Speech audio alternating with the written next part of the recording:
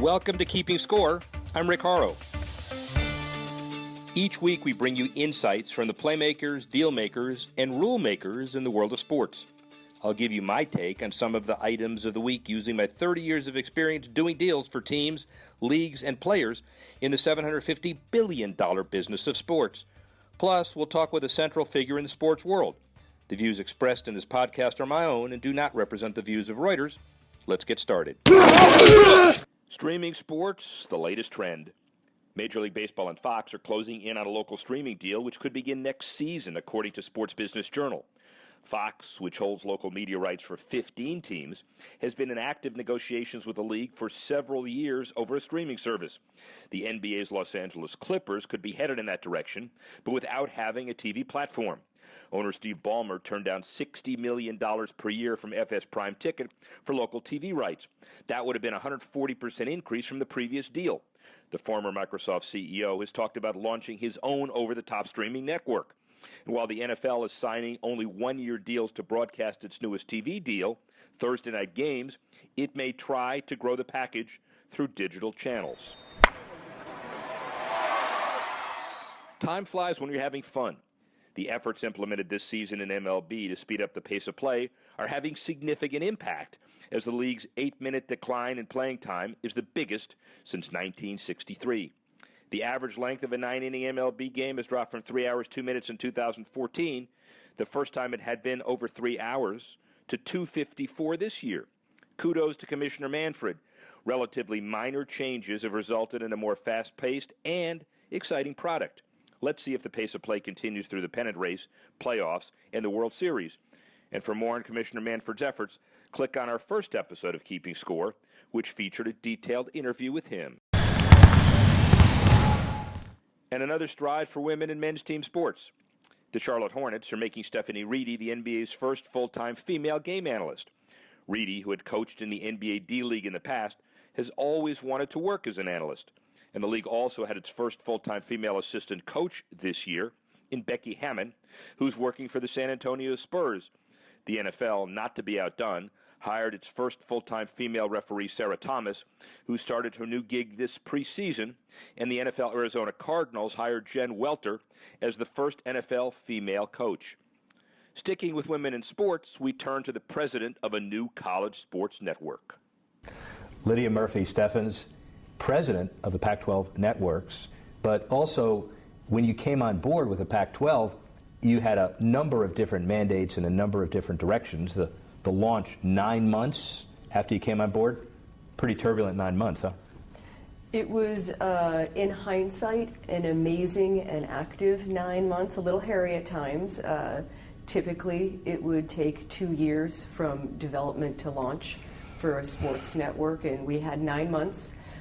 We doubled up a lot. I was very fortunate to have a team come on board quickly who were incredibly experienced and very agile, great collaboration and team spirit. And in 9 months, we launched 7 networks simultaneously with TV everywhere. It was a flawless launch.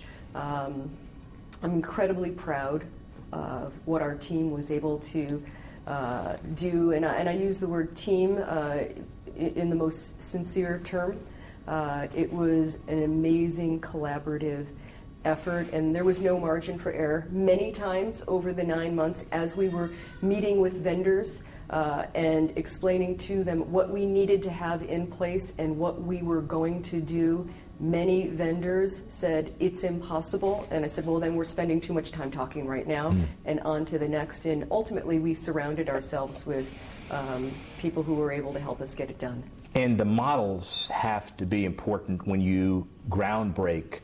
Was it the Big 12, Big 10 network and Longhorn as an example of what to do, not do? Did you look outside Golf Channel, Tennis Channel, of what it created, only sport networks? Who were your educators? Hands-on experience. I had been part of the launch team with Oxygen Media. I knew what needed to be done from the ground floor up. We had some front runners. The Big Ten Network was already up and running. The Longhorn Network, 2 collegiate sports networks up and running already. We learned from them in regards to what they did really well and where they may have made some mistakes. Nonetheless, we of course made some mistakes. Fortunately, that was behind the scenes. But yeah, absolutely. You know, we tried in every way to put forth best practices.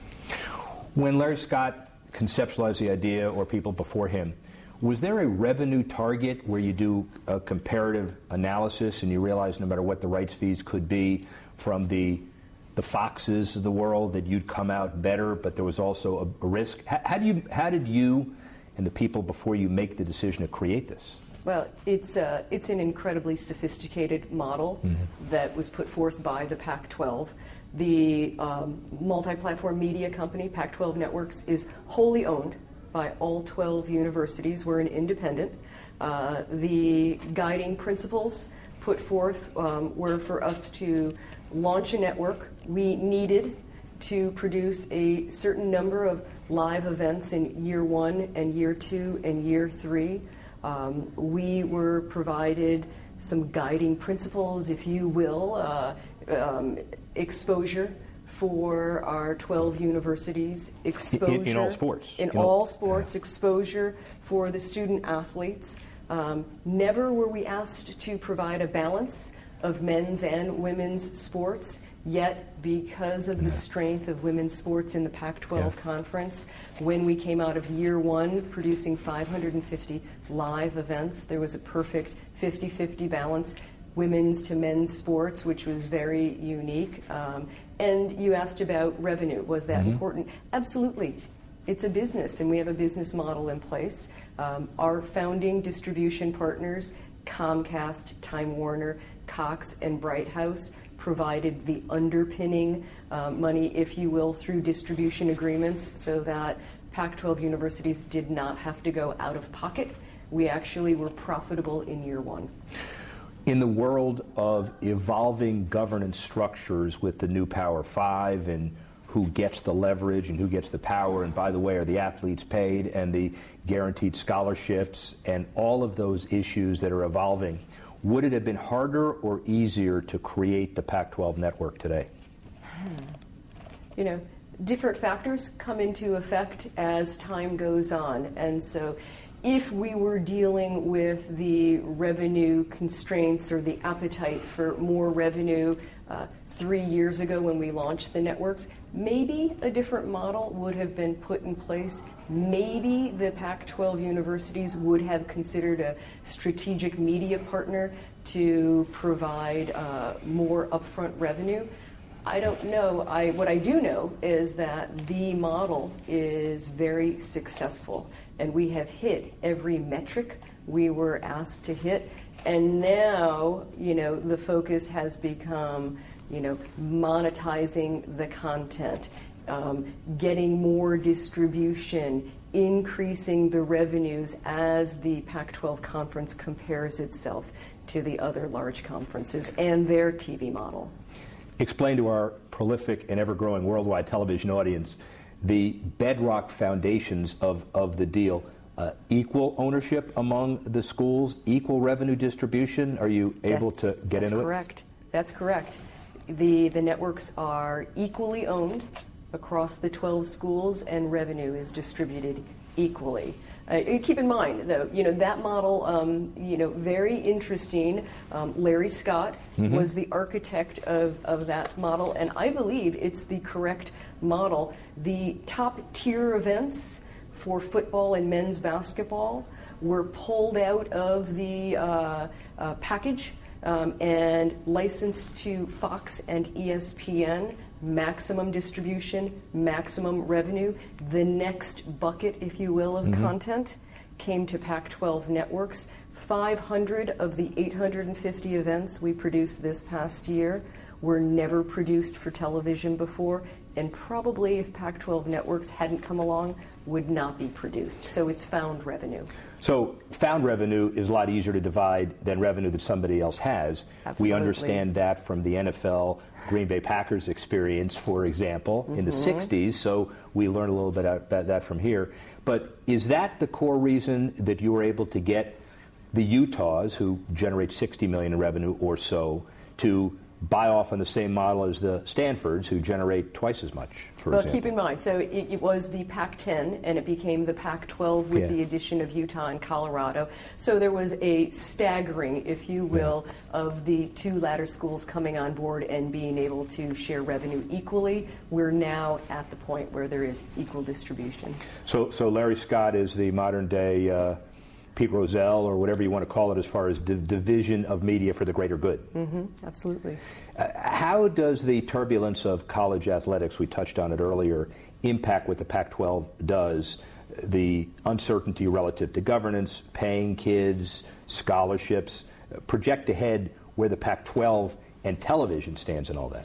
Well, I can't speak to that from the administrative side. That truly is the conference's role. As the head of the networks, I would, comfortably say I'm in lockstep with the commissioner and take guidance from Larry Scott as we move along, making sure that everything we do is within compliance and always sensitive to the issues at hand.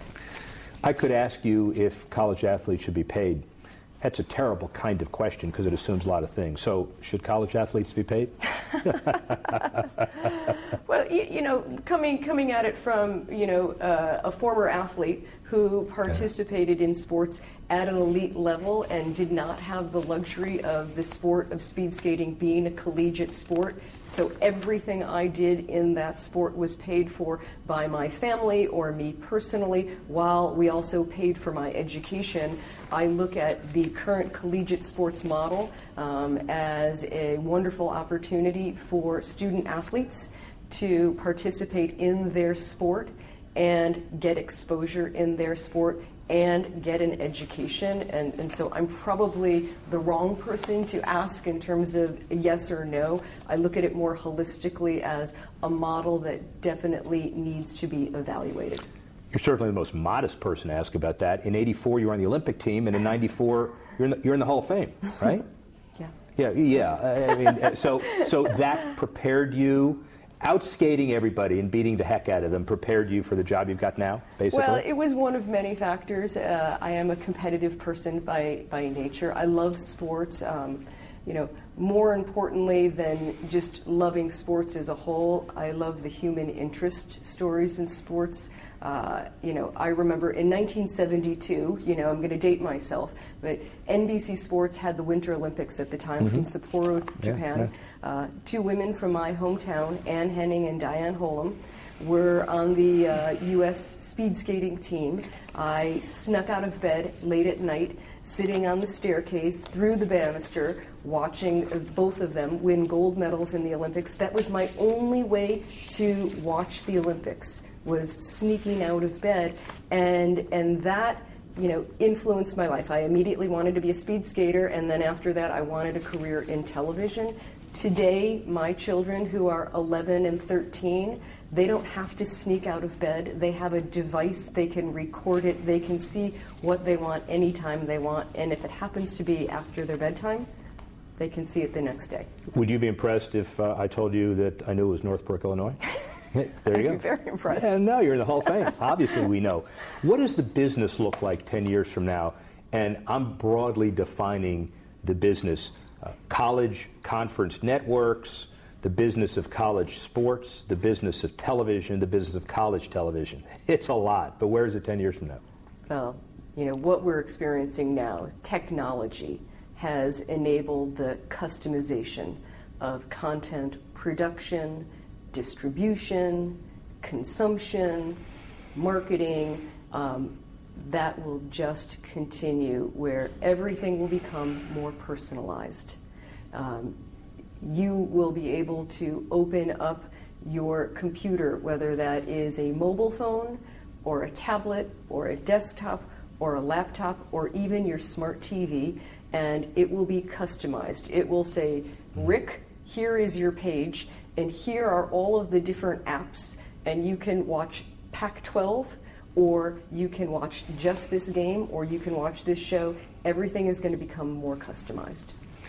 Give advice to those conferences that want to start a network that haven't done it already. What would you do differently? How would you tell them to proceed?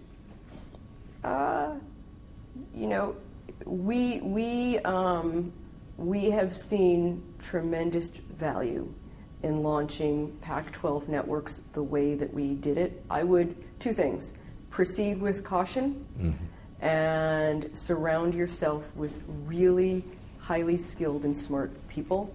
By Pac-12 owning their own network, they have a lot of options. And that's what it's all about. Nobody knows what the true value is, but by owning content and controlling the destiny, there's tremendous value. I would say go for it. Thomson Reuters audience, obviously global. Let's talk a little bit about your decision to enter China, inspired entrepreneurial. It's a big initiative for the Pac-12 conference. We tested the market over the past couple of years. On the TV side, we partnered with Lay TV and fed to them 27 live men's basketball games last season. The consumption was unbelievable. This coming season, Washington will play Texas in November. It'll be the first live collegiate men's basketball game in China. Alibaba came on board as a sponsor. We will continue to blow out the distribution for Pac-12 content in China. It's a very important market for the Pac-12 conference as a whole. About 14% of the students in our universities come from China. It's a tremendous opportunity. And that's what drives a lot of this too. But it's an interesting entrepreneurial decision. Steve Patterson, a great friend and a great person, the AD of Texas, so I'm sure you had a lot of discussions about who gets China, and obviously you planted the flag. Larry Scott planted the flag. I really have to give full credit to Larry. He is a visionary. He understands the importance of globalization, prior to the game being set in China, some of the schools have gone over for basketball tours and volleyball tours, and Chinese athletes have come over to the Pac-12 schools and participated in basketball and volleyball games. It's a mutual exchange program. Are you collaborative? Do you get along with the media folks at the other power conferences? Do you feel like you're competitors or allies? Colleagues. Okay. I think it's a healthy relationship, very competitive, but also incredibly collegial. I think that there's a mutual understanding that we each have a different model in place, and we're watching each other closely to try to discern best practices from each other. Do you still skate? Absolutely. Are you good? Very. Do you beat everybody you try to? Do you beat everybody you skate against? I'm in such horrible shape right now. I don't have time to skate as much as and it's not a leisure sport. We know that. It's a lot of fun though. Interview's over. You can't say very good and then say you're out of shape at the same time. I appreciate it. Thanks very much. Thanks for listening to this edition of Keeping Score. I'm Rick Horrow. The producer of the show is Alex Cohen.